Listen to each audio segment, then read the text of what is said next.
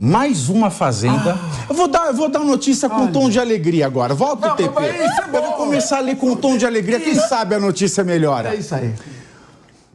E mais uma fazenda foi ocupada pelo MST nesta semana. Ontem, o movimento invadiu uma propriedade com cerca de 500 hectares em Caruaru, no agreste do estado do Pernambuco. Em comunicado, o grupo informou que 180 famílias participaram do ato. De acordo com o próprio MST, a invasão tem o intuito de reivindicar terra ocupada que, aspas, não cumpre a função social e está improdutiva, fecho aspas. O movimento ainda informou que a propriedade é conhecida como Fazenda de Djalma do Bonanza e pertence à família com vínculos políticos e empresariais. Em nota, o Ministério do Desenvolvimento Agrário e Agricultura Familiar disse que o posicionamento da pasta é em defesa do que está previsto na nossa Constituição, no que diz respeito à função social da propriedade e ao direito à propriedade privada. João Pedro Stedley, que é o fundador e líder do MST, defendeu que o grupo tem o direito de criticar o governo por ter ajudado a elegê-lo. Em entrevista ao site da revista Carta Capital, Stedley também reforçou que sempre haverá ocupações de terra, sobretudo se o ritmo de distribuição de áreas para assentar não for considerado satisfatório. Ficou boa a notícia com esse tom? Muito legal. Eu transformei uma notícia ruim numa notícia boa, vocês viram? A notícia continua sendo ruim, mas você narrou de uma maneira alegre, feliz e nos deixou mais animados. Não é? Até para debater esse tema. Não é gostoso, Dani, ouvir que tem uma invasão anunciada assim? Oh, boa tarde, Pavinato, uma boa tarde aos colegas à mesa e também a toda a audiência da Jovem Pan. Bom, sem dúvida nenhuma, olha, essa sua narração, Pavinato, nos deixa mais animados, sem dúvida nenhuma, mas animados, como bem disse aqui o Capês, para continuar debatendo. Eu vou lembrar aqui da governadora de Pernambuco, a Raquel Lira, que, aliás, teve uma postura muito bem adequada, eu diria, durante as eleições, veio com um plano de governo propositivo, não se deixou cair nas armadilhas da sua opositora do PT. Mas eu lembro ainda que a mesma Raquel Lira, ela recebeu em abril o movimento dos Sem Terras para fazer uma reunião. Nessa reunião, eles entregaram para a governadora uma série de solicitações. Ela afirmou que, em seu plano de governo, boa parte do que eles estavam solicitando ali já estava previsto. Mas aqui eu volto a falar com a governadora, que ela, neste momento, ela não pode mais continuar acobertando esse tipo de grupo, que, na verdade, eu enquadro como um grupo criminoso, porque, afinal, invadir terras é um crime. E isso não pode mais ser deixado dessa forma. Ficar acobertando criminosos como se fosse algo muito comum, como se fosse um movimento comum, corriqueiro, que está apenas reivindicando algo. Quando nós precisamos reivindicar algo... Comum e corriqueiro ele é. Sim, isso é verdade, mas não deveria ser tratado assim, porque já que estão utilizando do crime para realizar as suas reivindicações. Se é isso que eles realmente querem, não é? Porque para fazer isso precisam utilizar os instrumentos institucionais. E não adianta vir com esse negócio de que é muito caro fazer lobby em Brasília, etc, etc. Isso não existe. Já mato aqui a pau, por quê? Lá em Brasília existem várias organizações não governamentais que se organizam para pressionar em diversas pautas e nenhuma dessas que eu conheço atuam de forma criminosa para atingir os seus objetivos. Eu volto aqui solicitar à governadora: não permita mais que criminosos atuem dentro do seu estado, de uma forma legalizada ainda por cima, não é? A senhora tem uma postura adequada, firme, coerente, agora mantenha a coerência e coloque um limite e um fim nisso.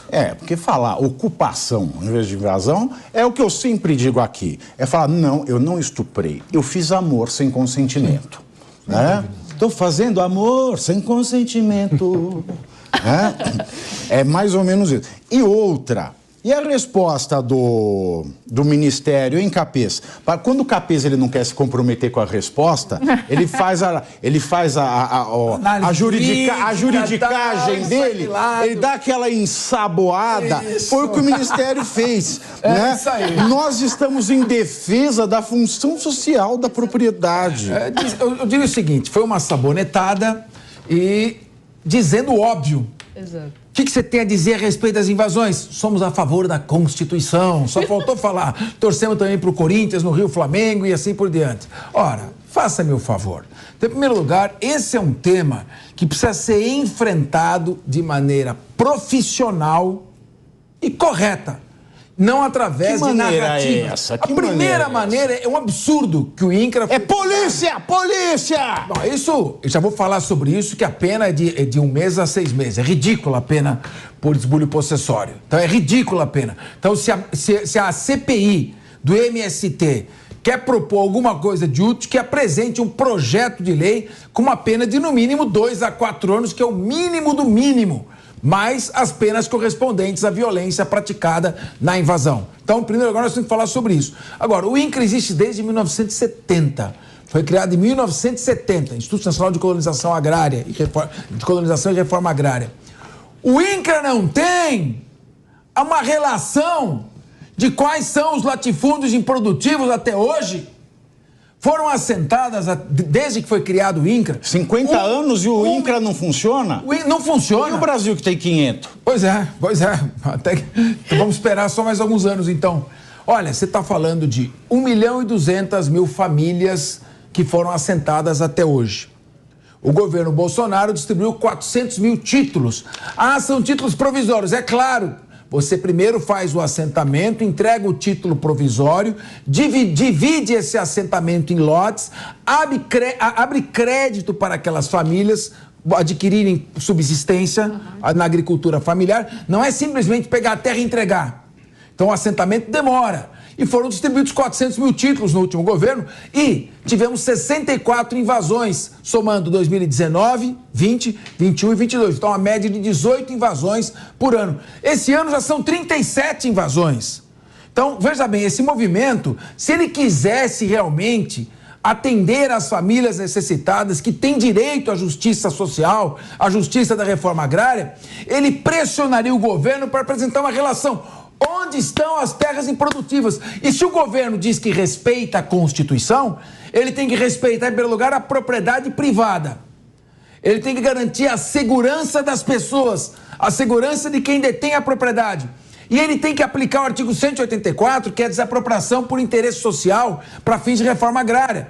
Ele baixa o decreto declarando de interesse social, pode fazer a expropriação pagando em títulos da dívida agrária e ele faz a reforma agrária. Agora, nós estamos falando já, teve 2 mandatos do Lula, 1 mandato e meio da Dilma, o Lula está no outro mandato e eles não fizeram até agora, eles que são apoiados pelo Movimento Sem Terra, não fizeram até agora uma relação de terras para serem expropriadas. O Lula falou que quando ele chegar no Brasil, ele vai fazer.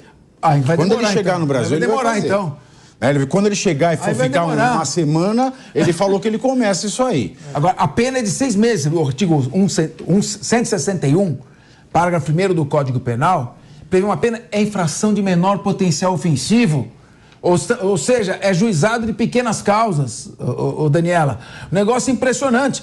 Não dá cadeia, não dá flagrante. Aí se você soma tudo, a população aí você soma tudo. Peraí, soma tudo. Soma lá o exercício arbitrário das próprias razões, com o esbulho possessório. Associação criminosa. Associação criminosa dá. Aí, quando você leva a criança, você dá aquela qualificada, periclitação da vida. Não, o que mais aí assusta, o que mais assusta, lavagem de dinheiro. Não, mas isso aí não sei. As coisas óbvias que acontecem em cada um desses atos, né? 1, 2, 3, 4. Tem meia dúzia, você não soma? Dá pouco. Dá uma quinquilharia de pena. Então, a CPI quer combater o MST. Ricardo Salles, Coronel Zucco, deputados, apresentem um projeto de lei trazendo uma pena que proteja minimamente a propriedade privada. Esse é o primeiro ponto.